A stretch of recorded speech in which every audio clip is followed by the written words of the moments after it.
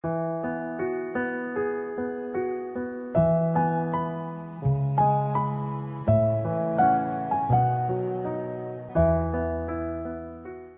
creatures of the world, and welcome back to Coffee with Kerri-Lynn. It's a beautiful day in the far north of Maine, up along the Canadian border, in the crown of Maine, and I hope it's a beautiful day wherever you are as well. Ladies and gentlemen, beautiful creatures of the world, it has been a hectic morning here on the homestead. This morning at 8 a.m., my latest Freaky Friday video premiered on YouTube. And I was late getting to the party. I ran down the virtual red carpet, and luckily, when I came in from the barn, my husband had a hot cup of coffee waiting for me on the kitchen table. So I got to sit down and watch the premiere and live chat with my subscribers this morning. And I am like over the moon that this got to happen. Ladies and gentlemen, beautiful creatures of the world, I am a content creator that absolutely knows without my subscribers, without the likes on the channel, without the comment section, I will not get moved up into the algorithm. Therefore, there will be no channel. So I appreciate every single person who has subscribed to my channels, whether you are on Rumble, YouTube, Spotify, iHeartRadio, Amazon Music, or YouTube Music. I completely and totally thank you guys from the bottom of my heart. Goals are being realized for me, and it's just amazing and exceptional, and I am so glad you guys are on this journey with me. This channel started last year. It started after I got C19 very, very bad in 2022, and it started as a way for my brain to recover from the damage of the illness, and here we are. I wanted this channel to always be interactive, me and my audience. I wanted this channel to be a community. I wanted to show people that have adversity in life that they can get over that adversity. If you go back a year ago and watch my videos, they were, I mean, I could hardly speak some days. It was absolutely crazy. I kept losing my train of thought. And here we are just over a year later. And well, I keep losing my train of thought anyways, but it's just one of those things. Ladies and gentlemen, beautiful creatures of the world, if you have adversity in life, we're here for you. If you have wins in life that you can't share with people, we're here with you. And we want you guys to know that we absolutely appreciate you being here on this channel, watching all the drivel that I put on. Some days are better than others, aren't they? If it pops in my head, flies out my mouth, and sometimes we're both very, very surprised. Ladies and gentlemen, beautiful creatures of the world, today is Groundhog Day, and I want to wish everybody a happy Groundhog Day. Now we're moving into the favorite part of the year, and that is when we start planting our gardens. Oh, I'm so excited. Here on the homestead, we build our own soil. We use our own compost. We do not use fertilizer. We grow all organically, and I grow all heirloom vegetables. We seed save. Sometimes we buy fresh stock in. It just depends on what happened the year before. Now, let me tell you, when you garden without commercial fertilizer, it was a choice that we made a long time ago, because you never know when the fertilizer is going to be unavailable. And we did not want to contaminate, bastardize our soil with a lot of chemicals and eventually kill the soil and kill the biomes in the soil. And therefore, when you need to be organic because there is no fertilizer available, your soil is going to have to be rebuilt and brought back to life in order to make any yield on your garden. Now, when you do things completely organically, and you do things without fertilizer or chemical grow help, it is dicey, especially if you're trying to do this to supplement or to be 90% or 80% or even 50% of your food storage.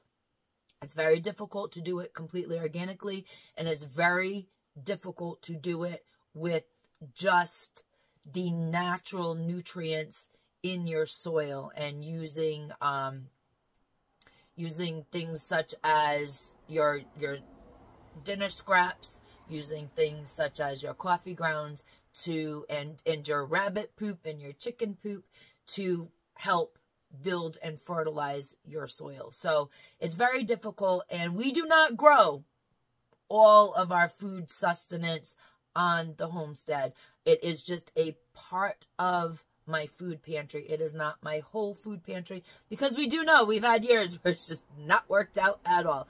There are starvation years if you try to go all organic without fertilizer. But we saw 2020, and now we are in the phase of last year. Farmers up here couldn't get fertilizer at a good price, and it was just madness and mayhem. And our soil, like I said, is built around nature itself. So we had a decent yield. We also cut extra garden plots last year because we had people that had moved back home and brought their children with them. So we had many more people to feed off of our garden. It worked out okay. I mean, I didn't get nowhere near 70% so of my food pantry from my garden. But I did get some really important things from my garden, such as I got my raspberry tea leaves. I got a lot of elderberry juice last year, and everything else was just a moderate amount of food that we can and we use throughout the winter months. I glassed a lot of eggs last year, and we have not gotten into the glassed eggs yet. So that's the way this year is going. It's a very warm year here up along the Canadian border. Very unusual. And we're very curious to see what the spring is going to be. Is it going to be an early spring with a very early fall? Is it going to be a later spring? Is it going to get seasonable here coming up? We don't know, because it's so messed up. Now, everything we do here on the homestead, all the vegetables that I do grow, they have very short grow cycles. So while they're all heirloom, we use seeds that will bloom and blossom and be ready to harvest in less than 100 days, because we don't have a lot of time up here, especially if the grow season is going to start late. Like last year we had, I think it was June 15th, we had a killing frost. Hello, welcome to life up north, where the cold hurts your face and you don't get enough vitamin D. You have to take your supplements. YouTube, I'm not recommending anything. It's just what we have to do up here in the far north. So yes, last year, mid-June, we had a killing frost. It's lovely. And a lot of people lost their gardens.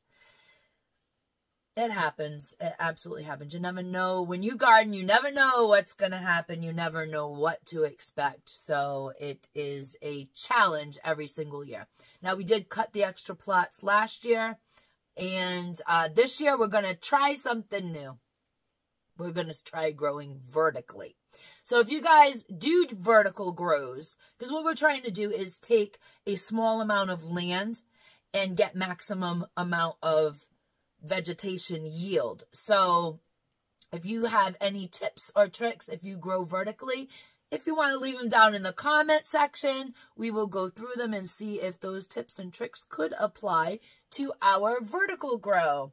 Ladies and gentlemen, beautiful creatures of the world, in the upcoming weeks, I am going to take you on a gardening journey. We're going to start growing some tomatoes. I know people laugh at me every year. I start mid-February, maybe the third week of February, who knows, anywhere between the second and third week of February.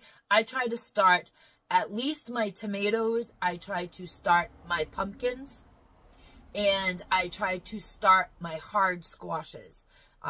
Everything else I kind of put in the ground, like I put directly in the ground. I put my bush beans directly in the ground. I put my corn directly in the ground. I put everything else, kind of the zucchinis and stuff, kind of go directly in, and they have short growing cycles anyway, so that it just kind of works. But things that really need the summer heat to bloom, blossom, and fruit, I try to start it, give them a little jump start inside, and you never know. We could, like I said, we could have a very good spring and a very warm spring and a very warm beginning of summer. We could have a complete rain out summer. We just don't know. We've never had a green winter like this in many, many, many years here up in the county. So it's kind of a crapshoot. We've had years where the frost has come in August. So we just don't know. So I will be starting tomatoes and I will be starting my pumpkins. And then I will, as things settle out here, we'll move into the spring, and I will show you guys how to cultivate and reproduce your elderberry bushes, and we will be making raspberry tea from our own raspberry patch. So we'll be getting into all that with you guys. I'm really looking forward to it. So if you are making your gardening plans and you have any tips or tricks, there's a lot of people that are just starting to homestead. There's a lot of people that on this channel that are just starting to think about gardening.